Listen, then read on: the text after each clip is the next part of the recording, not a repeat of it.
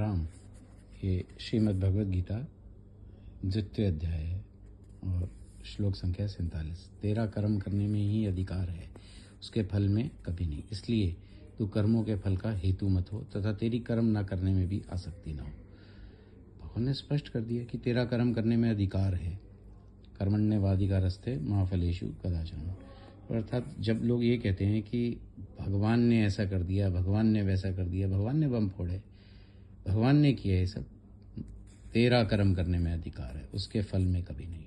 तो जो कर्म किए वो व्यक्ति ने किए और भगवान पे दोषारोपण नहीं किया जाता है कि जी भगवान की इच्छा के बिना पत्ता नहीं हिलता। निसंदेह भगवान ने सृष्टि बनाई है, उसके नियम बनाए हैं, लेकिन कर्म करने के लिए स्वतंत्र रखा है। इसलिए तू कर्मों के फल का हेतु मत हो तथा तेरी कर्म ना करने में भी आसक्ति हो, कर्म ना करने में भी तेरी आसक्ति ना हो। हे धनंजय, तू आसक्ति को त्याग कर, अटैचमेंट, आसक्ति अर्थात अटैच त्याग कर, तथा सिद्धि और असिद्धि में, कार्य सिद्ध हो या ना हो, में समान बुद्धि वाला होकर योग में स्थित हुआ। योग अर्थात जुड़ना किससे? ईश्वर से। कर्तव्य कर्मों को कर, समत्व ही योग कहलाता है।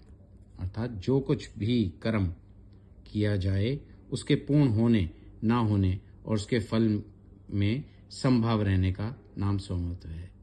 यानी कि अर्थात वो कर्म का कुछ भी, जो भगवान ने स्पष्ट किया कि जो कुछ भी कर्म किया जाए उसके पूर्ण होने, वो पूर्ण हुआ या ना हुआ, उसके फल में संभाव रहने का नाम, फल में संभाव रखना है। इस समत्व बुद्धि योग में से सकाम कर्म, सकाम अर्थात कामना से युक्त, अत्यंत ही निम्न श्रेणी का है। इसलिए हे धनंजय, तू समबुद्धि में ही रक्षा का उपाय ढूंढ। जो हम कामना से युक्त होकर करते हैं, परिणाम तो फिर भी आना है, लेकिन समबुद्धि में ही रक्षा का उपाय ढूंढ, अर्थात बुद्धि योग का ही आश्रय ग्रहण कर, क्योंकि बुद्धि योग का, क्योंकि फल के हेतु बनने वाले अत्यंत दीन है। जब हम कामना से युक्त होते हैं तो हम अत्यंत दीन है।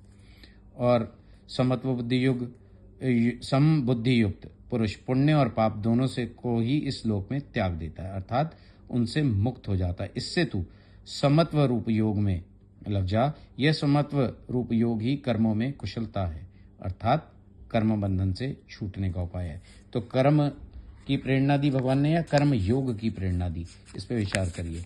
और भगवान ने तीसरे अध्याय में भी स्पष्ट किया है, जैसे कि आज कई लोग भगवान पे दोषारोपण करते हैं कि भगवान ने कर दिया, भगवान ने कर दिया। तो भगवान ने तीसरे अध्याय में ये स्पष्ट किया है कि जो कोई मनुष्य दोष दृष्टि से रहित और श्रद्धा युक्त होकर मेरे इस मत का सदा अनुसरण करते हैं, वे भी संपूर्ण कर्मों से छूट जाते हैं। परंतु जो मनुष्य मुझ में दोषारोपण करते हुए मेरे इस मत के अनुसार नहीं चलते, उन मूर्खों को तू संपूर्ण ज्ञानों में मोहित और नष्ट हुए ही समझ।